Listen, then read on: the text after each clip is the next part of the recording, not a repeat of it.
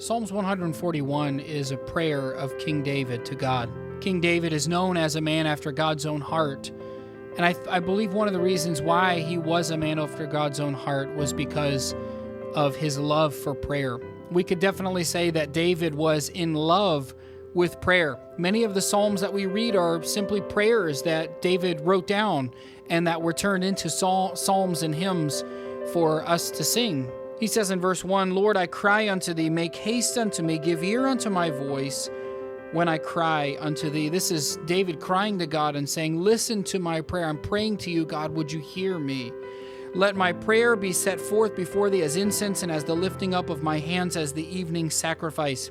Incense and the evening sacrifice in verse 2 were things that were well-pleasing to God, things that God wanted to receive. And so David says, God, I want my prayers to be well received by you. I want you to hear them, and I want you to be pleased when you receive them. David says in verse 3, set a watch, O Lord, before my mouth. Keep the door of my lips. He asks God to stop him from saying anything that he shouldn't say. He says, God, if you don't want me to say it, then don't have me say it. Guard my mouth and my lips from saying something that shouldn't be said, and help me to say the things that you do want me to say. Verse 4, he says, incline not mine heart to any evil thing, to practice wicked works with men that work iniquity, and let me not eat of their dainties. We see a complete and total submission of David to God in verse 3 and 4. In verse 3, he says, God, I give you my mouth, my words. In verse 4, he says, I give you my heart.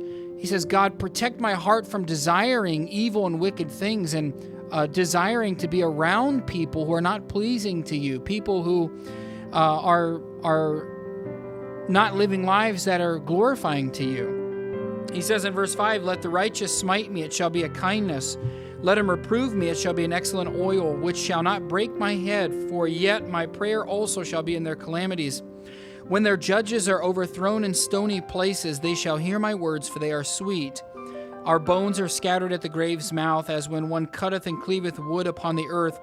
But mine eyes are unto thee, O God, the Lord, in thee is my trust.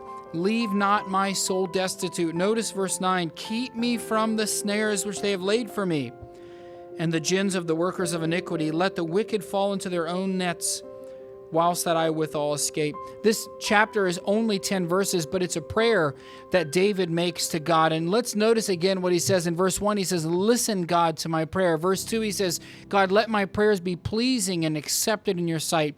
Verse 3, he says, God, watch my mouth and my lips, that I shouldn't say anything you don't want me to say. And verse 4, he says, God, guard my heart, lest it desires things that's not good for it.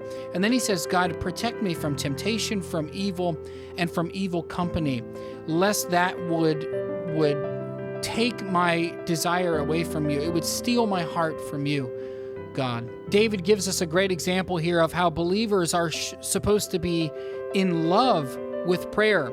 It's been said about prayer that it should be like breathing to our lungs. We don't stop and think about breathing, and we don't specifically schedule time to breathe. Yet it's so important for the maintenance of our physical bodies that we breathe, that our lungs are operating correctly. So should it be with prayer.